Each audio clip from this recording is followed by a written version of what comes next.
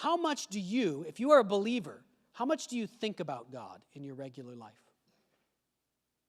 When you wake up in the morning, is that one of your first thought, or one of your first thoughts is that, here I am with God, or hi God, or what's going on today, or what is today going to look like, or please help me? How often do you think about him? Do you recognize that he's there? Do you walk through life with him at your side? Psalm 16 says, because he is at my right hand, I will not be shaken. He's right there with me. Faith means walking with God. This is from Hebrews 11. We'll skip that for time, but check out Hebrews 11:6. Then, of course, the flood itself happens. I don't really have a lot of points in this section, but we need to make sure we look at it. The Lord said to Noah, go into the ark, you and your whole family. He tells Noah when to enter. In fact, he gives him a 1-week warning. He tells him way in advance, tells him to build the ark. Then he tells him, okay, it's 7 days now. 7 days you got left to get your family inside there and get sealed up. I found you righteous in this generation. Take with you 7 pairs. He repeats it again. 7. This is a little bit different instruction, but again, talking about specifically how the animals are going to be taken into the ark. This time we find out that certain animals, ceremonially clean animals, those who could be used for worship, there are actually 7 pairs of those animals in the ark, whereas all the other kinds just have 2. 7 pairs of every kind of bird, male and female, to keep their various kinds alive throughout the earth.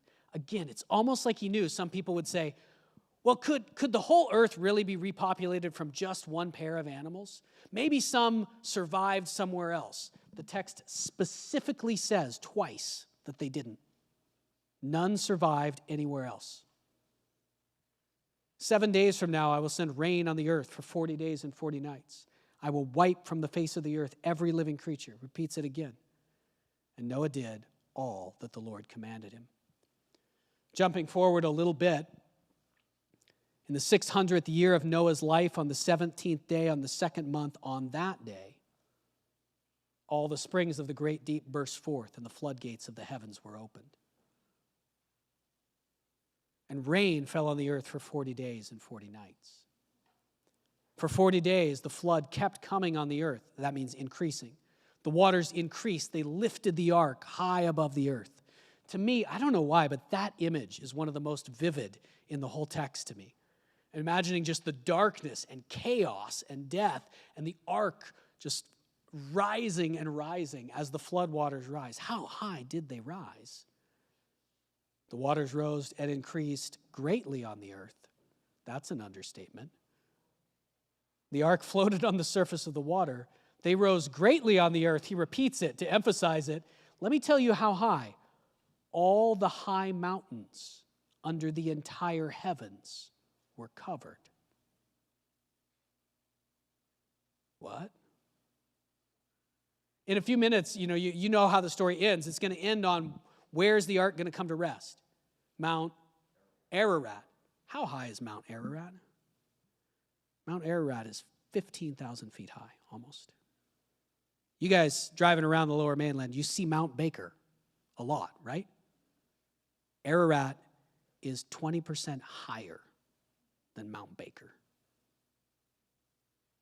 The text specifically says, really, it's talking about a worldwide flood. There's no other real possibility here if it covered Mount Ararat.